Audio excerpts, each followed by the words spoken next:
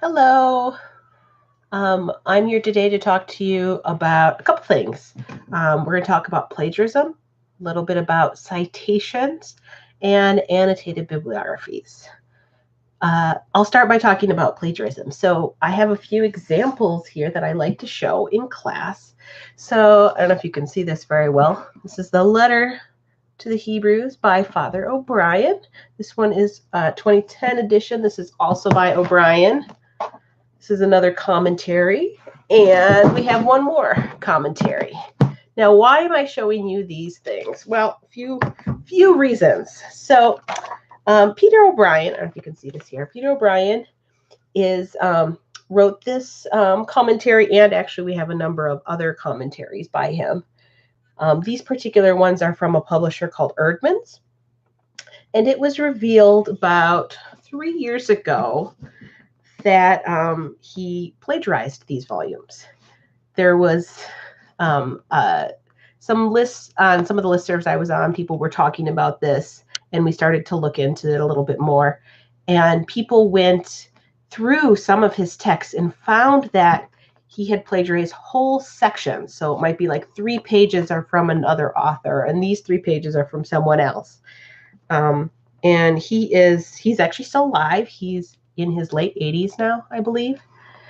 And Erdman's questioned him about this and said, how come so much of these volumes are plagiarized work from other authors? And he admitted it and released a statement basically saying that he was a lazy note taker. So he was not trying to be malicious. He just had pages and pages of notes. Some of these are older, and he wrote them by hand, and he just didn't keep track of where his sources were from. Erdman's decided to pull these items from print and recommended that libraries do so too, pull them off the shelves and pulp them, as they say. We decided to keep these as a learning opportunity. It's really important to know that, just because you have a lot of books and he's actually a priest, that you can still plagiarize even if it's on accident. He wasn't trying to be malicious, as he said. He just didn't keep good track of where he was getting his sources from, and he wrote these commentaries that were actually works of other people. Plagiarism is something that's taken very seriously.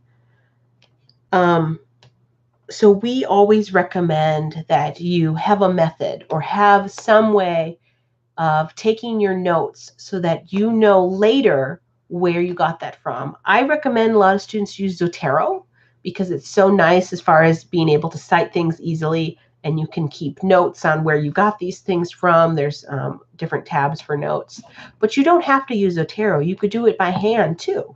If you're taking notes, make sure you're just very detailed on where you're getting the things from. So let's say, for example, you're writing a paper this year, but maybe 2 years from now, you're working on a thesis or a dissertation, and you go back to your notes. You should be able to retrace your steps and find out where did you get that original source from. It's important because you can still get in trouble for plagiarizing, even if you didn't do it on purpose. You accidentally copied things, you didn't cite it properly. You were summarizing other people's works, or, as in this case, outright copying it line for line. It's just something that can be avoided. So I don't want to scare any of you, but I want you to think about it very seriously. Now, when he wrote these things, people were doing it by hand. One of these is from 1991. He may have had all of his notes in paper, but now there's software that can detect this, detect plagiarism, and if you've copied from somewhere else. Also, when someone's reading it, they can tell when the tone or the voice changes, so if you're writing something and it's doesn't sound like you, on the 6th page in, those things are giveaways. But the software a lot of faculty use now are able to easily detect plagiarism. So in talking about citations, I just want to point out that Turabian is what we're using here at the GTU for your citations. Turabian 9 is the newest edition, and we do have copies of these here in the library. If you do want to come, I recommend a lot of students, you may want to get your own copy. They're not very expensive for the paperback if you want to get one. If you are buying a copy of Turabian, make sure you get Turabian 9th. But if you do have a copy of the 8th edition, they are very, very similar. The major difference between the two of these editions is in all the new media things. The streaming media has changed in the 9th edition. Citing a book, citing an article, those are the same in both. But if you're citing something, let's say, for example, you're citing a YouTube music video and you want to point out the exact second that you're talking about in your paper. Now with Turabian 9th, you can do that. It cites it very much like how you would cite a page number. So I recommend, getting yourself a copy of Turabian because it's great and it outlines how you do everything when you're going to do your thesis, or if you eventually do a dissertation. It has examples in here on what everything should look like. So it's a great thing to have. All right. The final thing I want to mention is annotated bibliographies. I know many of you will be doing annotated bibliographies, and I do get questions a lot from students on, what should be in an annotated bibliography. I recommend you always check with your instructor, but generally you can think of an annotated bibliography kind of how, you might think of a movie trailer versus like a review of the movie. So in a movie trailer, you might think of like an abstract to a book. It gives you a little preview of what's inside. But a review of a movie or an annotated bibliography has a lot more information in it. It might point out strengths and weaknesses. In your annotated bibliography, you might talk about how you are going to be using something. So for example, I'm going to be using this book to strengthen my argument on this, or I'm going to use this particular article as an argument against this.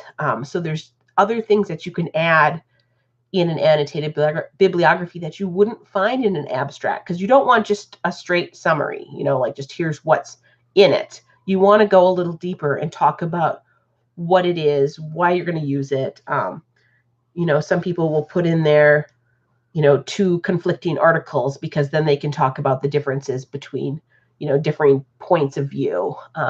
So those type of things are good to think about when you're doing annotated bibliographies.